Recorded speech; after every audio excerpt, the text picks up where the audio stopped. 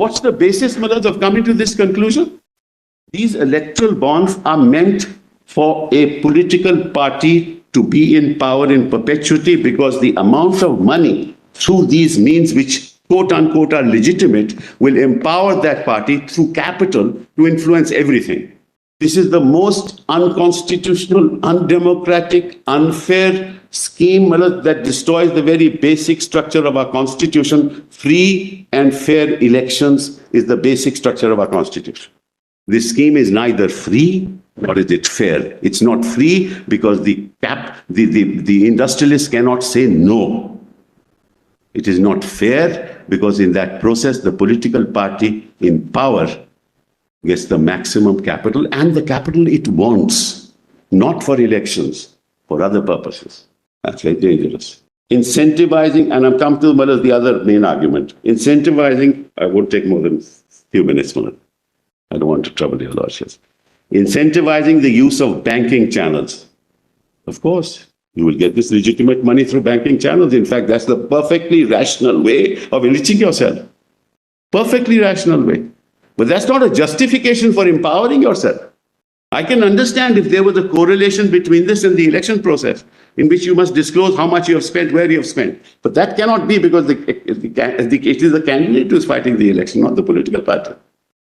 As far as persecuting the person who has been given the money by that party to an opposite party, they will be persecuted. But why will they be persecuted? Well, let me tell your lordships. Just to tell your lordships what the reality is. A big industrialist who has enormous power will give it to all political parties. And the party of the center will never hold it against that industrialist. Because everybody is benefited. The system enjoys this money. Enormous capital to the party that is in the center, and small little donations to the others. And everybody knows about it. It's not a secret. So there'll be no retributions that why did you give it to that party? Because you've also got the maximum. Why should there be a retribution? So this whole argument that no, there'll be a retribution, why have you given to that party? Supposing, Maharaj, I have got 100 crores. I get 100 crores, but the donation shows that he has given 500 crores. I'll know that 100 crores come to me, 400 crores have gone somewhere else. And if, Maharaj, for the 100 crores, the quid pro quo is 4, 5, 6 instances, then out of 400 crores, why should the retribution be more than just 4, 5, 6 instances? The same logic will apply. Same logic will apply. So why are you protecting those, Malaj? And the most serious part, Malaj, which I said earlier, that I will never be able to go to a court of law. What you're doing is giving a protection to corrupt transactions by not putting that information in the public domain, because I will never know. So, Malaj, how do I move forward? Where do I go? I can't file an FIR because I don't know. I'll be subject to defamation. I can't go to court. I have, under 156(3), I'll have to go to, I'll have to give some data. I don't have the data. So what court order are we talking about? Don't shield the process of corruption itself by allowing this to go on. If you want to deal with corruption, the first thing to do is to quash this scheme. This is the surest way for political perpetuity. Having said that, just 5 more minutes.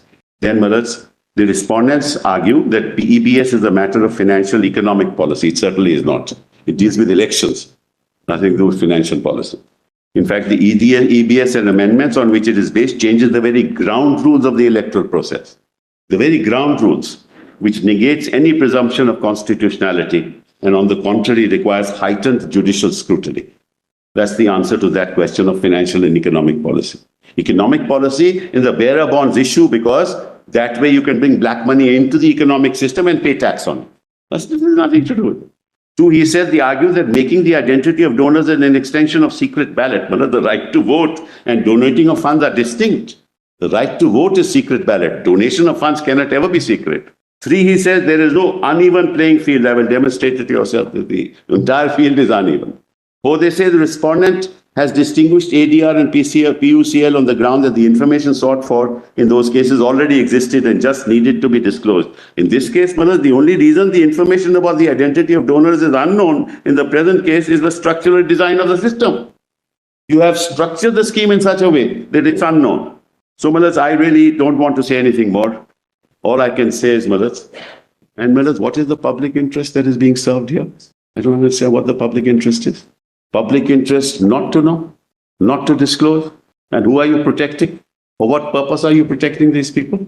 You are actually protecting yourself because you know who has donated. It is self-protection, self-preservation, self-perpetuity. How can the public interest in protecting the identity of donors outweigh the public interest in the public's right to know, to be free from corruption? So politics, Malaj, as I said, it's impossible for us to get rid of free money, black money, Malaj. No country in the world has got rid of it. Let's be clear on it. All your lordships can do is to tell the government, this is not the way forward. You want to deal with it in a way that is transparent, that gives us the confidence that it is not for you, it is for the larger public interest. I buy shares in a company.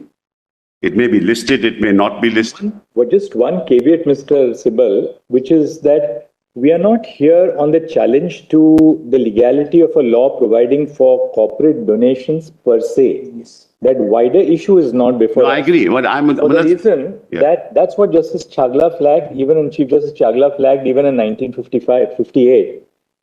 He said there should be no corporate donations, but we are not really dealing with that. So I'm not on that. Really into that area at all, because 293 anyway allowed. Well, I'm not on that. So, I'm on a wider on what you said in the latter part of your formulation, without the consultation and the approval of the shareholders. That's the point. Yes. That's the point. That's why I said. Otherwise, the broader philosophical perspective that allowing corporate donations is really permitting some form of quid pro quo. No, Malad, I'm not on that because my learned friend we needn't go in that broad area here, because in that sense, the moment we accepted 293, our society legitimized corporate quid pro quo. Malad, Malad, but there is an element of quid pro quo the moment you have corporate exactly, Balaz. There's no doubt therefore, about it. That's why a large public limited company who makes a donation doesn't give it for charity. Exactly. Or for that's why I said capital and influence are Siamese twins, Balaz.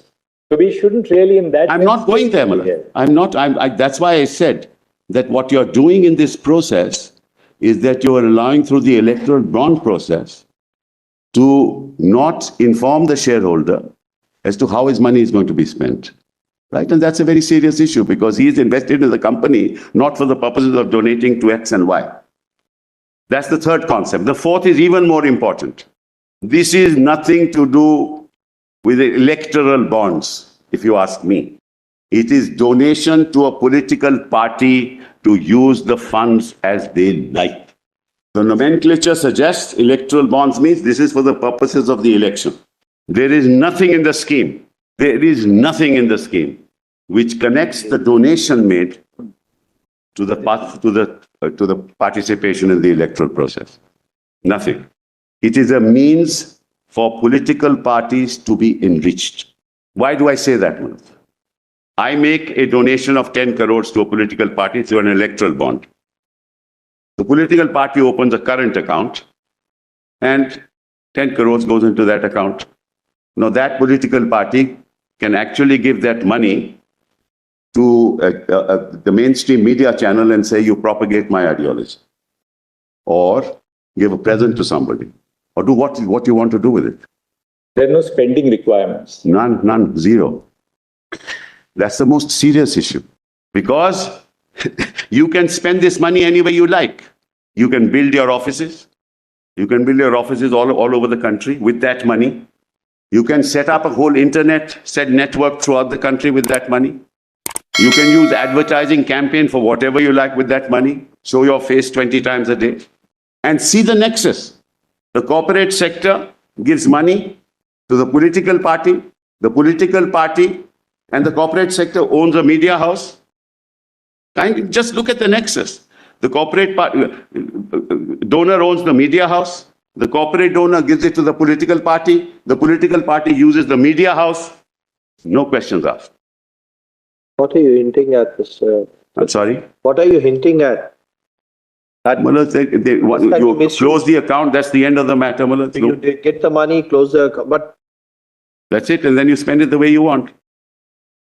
Well, this is not a scheme for well, I can understand.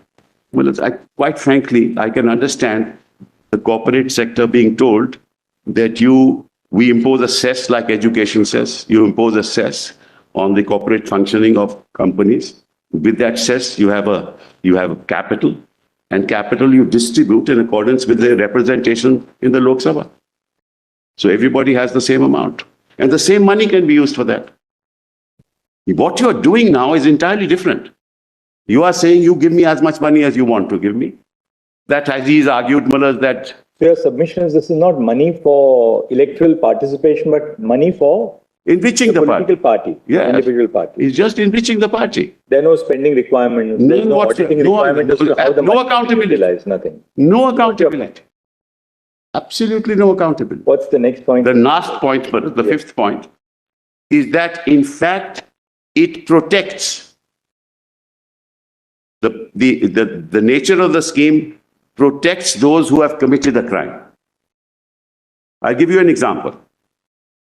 Under the Prevention of Corruption Act, Section 7 of the Prevention of Corruption Act, you give money to a public servant, members of parliament are public servants.